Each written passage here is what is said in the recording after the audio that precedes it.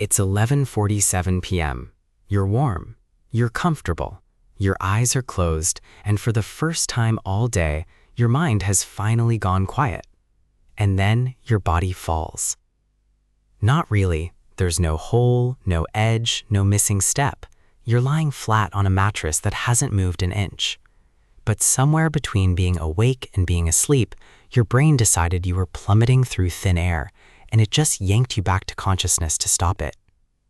Your heart is pounding. You don't know why. This has happened to you before. It'll happen again tonight, maybe. And here's the part that should bother you more than it does. Nobody fully agrees on why your own brain does this to you every single night for your entire life. Tonight, you're not just falling asleep. You're going to find out what's actually happening underneath that quiet, ordinary moment. And some of it is stranger than anything you'd expect from something this routine. You're drifting off. Your muscles are loosening, your breathing is slowing down, and your brain is easing its grip on your body, one system at a time. Then, without warning, your leg kicks, or your whole body jolts like you've missed a step on a staircase that doesn't exist. Your eyes snap open, your heart is racing. For a second, you have no idea what just happened to you. This is called a hypnic jerk, and if it's ever happened to you, you're not unusual. You're the majority. Up to 70% of people experience this at some point in their life. For some of you, it's a once-a-year thing. For others, it happens nearly every night. Here's what scientists think is going on inside your head when it happens. As you fall asleep, your blood pressure drops and your muscles relax. One leading theory says your brain briefly misreads that relaxation. It interprets the sudden drop in muscle tension as a sign that you are physically falling, and it fires off one last protective signal to your muscles. Contract, catch yourself, wake up, just in case you're about to hit the ground. In other words, your brain isn't malfunctioning. It's running an ancient safety check, one that almost certainly kept some distant ancestor of yours from rolling off a ledge while dozing in a tree or on a cliffside. It just hasn't figured out yet that you're safely horizontal on a mattress. Stress, caffeine, and exhaustion all seem to make this happen more often. So if it's been hitting you a lot lately, the bigger story might not be your brain. It might be everything you've been doing right before bed. You're somewhere between awake and asleep when it happens. A shotgun, a bomb, cymbals crashing right next to your head. You sit up, heart slamming, certain something just happened in your room. Nothing did. This is called exploding head syndrome, and despite the name, there is no explosion, no pain, and no damage. What you experienced was entirely inside your own head, a sound your brain manufactured and played back to you as if it were real. Researchers studying this phenomenon think it happens because of a glitch in the handoff between being awake and being asleep. As your brain shuts down certain neural pathways for the night, some networks, including the ones that process sound, appear to misfire for a split second, all at once, like a building's electrical system surging right before the power cuts out. Your brain interprets that surge as an enormous noise because that's the only thing a sudden burst like that has ever meant to it before. You might also see a flash of light. You might feel your heart pounding or feel like you suddenly can't breathe. All of it is your nervous system reacting to something that physically never happened. Estimates on how common this is vary wildly, anywhere from 1 in 10 people to over half, depending on the study and how the question was asked. Part of the reason nobody has a precise number is that most people who experience this never tell anyone. It sounds too strange to bring up. If you've had this happen to you and never said a word about it to a single person, you're exactly the reason scientists still don't know how common it really is. This one is the one people are usually the most afraid to talk about. You wake up. Your eyes might even be open.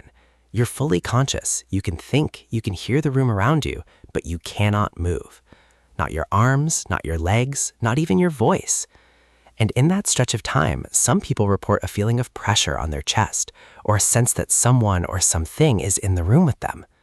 This is sleep paralysis, and the explanation is almost disappointingly mechanical once you know it.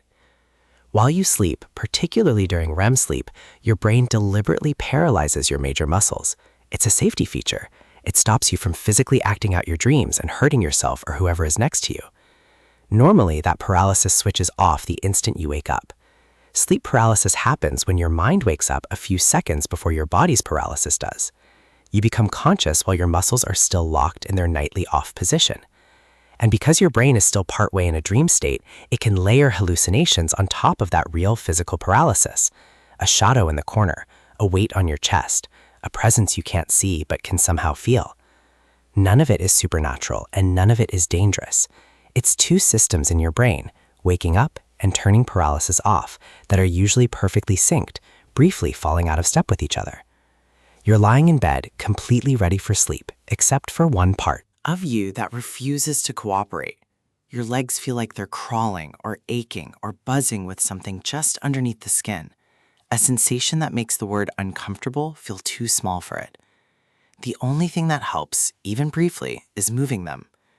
This is restless leg syndrome, and unlike the other phenomenon tonight, this one tends to come back night after night for the people who have it. One of the clearer threads researchers have found ties this back to iron, specifically iron levels in the brain, not just the blood. Iron plays a direct role in how your brain produces dopamine, the chemical responsible for smooth, controlled movement. When the brain's iron levels run low, that system can misfire, sending out the kind of restless, crawling signals that make sitting still at night feel almost impossible. It's also linked to certain medications, pregnancy, and kidney function, which is part of why doctors take it seriously rather than writing it off as nerves or anxiety. If this is something you deal with regularly and it's disrupting your sleep night after night, it's worth an actual conversation with a doctor rather than just pushing through it alone. Most nights, you're a passenger in your own dreams. Things happen to you. You don't decide them.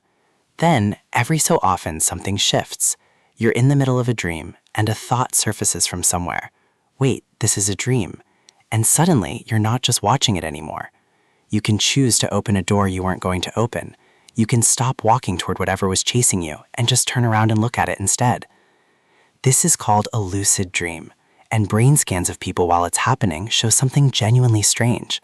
Areas of the brain tied to self-awareness and decision-making, areas that are normally quiet during regular dreaming, light up and start working almost like they would while you're awake.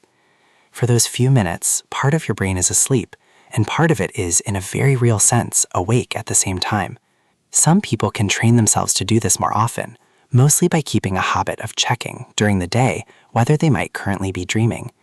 Oddly, that daytime habit seems to carry over into sleep, and the brain starts running the same check at night, and sometimes it gets the answer right. This last one is rare, but it's the one that affects the people sleeping near you as much as it affects you. Remember that nightly paralysis from a few minutes ago? The one that's supposed to stop you from moving during dreams? For some people, that system doesn't fully engage. Instead of lying still while they dream, they talk, shout, swing their arms, or even get up and walk, all whilst off fully asleep and with no memory of any of it the next morning. This is REM sleep behavior disorder, and it's different from sleepwalking, which usually happens in a different stage of sleep entirely. This one is your brain failing to lock the door on your dreams and your body acting them out in real time, right there in the room with whoever else is in it. Doctors take this one seriously for a reason, beyond the obvious safety risk. In some cases, it's shown up years before other neurological conditions become noticeable, which means a sleep specialist evaluating it isn't just solving a nighttime mystery. They're sometimes catching something early that matters far beyond sleep. Here's what's actually going on underneath everything you just heard. Falling asleep is not a switch flipping from on to off. It's dozens of different systems in your brain and body. Muscle control, sound processing, dreaming, awareness, paralysis, all shutting down on their own separate schedules, mostly in the right order, almost every single night of your life. Almost every night, that handoff goes off without a hitch, and you never even notice it happened. Every system clocks out exactly on cue, and you wake up in the morning with no idea how complicated the process underneath you actually was. The jerks, the noises, the paralysis, the dreams you can steer, those aren't malfunctions in any meaningful sense. They're the rare moments where you get to see the gears turning, normally hidden completely behind something that feels as simple as just closing your eyes. If any of what you heard tonight happens to you often enough that it's costing you real sleep, that's worth raising with a doctor, not because something is wrong with you, but because even systems this automatic can occasionally use a tune-up. And tonight, when you turn off the lights and feel yourself drifting, you'll know exactly what's happening underneath it. Whether that makes it less unsettling or somehow more, that part's up to you. If one of these has ever happened to you, you're probably not the only one watching who's thought about it and never said it out loud. So say it now down in the comments. Tell us which one hit closest to home. If this kept you watching until the end, a like helps more people find it, and subscribing means you won't miss the next one.